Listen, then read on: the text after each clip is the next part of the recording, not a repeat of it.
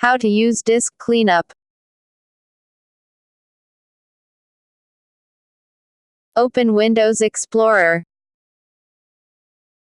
Right-click on the drive you want to clean, and select Properties. Click on Disk Cleanup.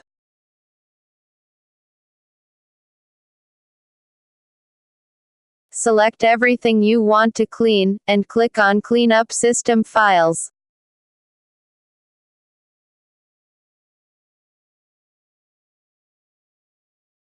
Click on OK and delete files.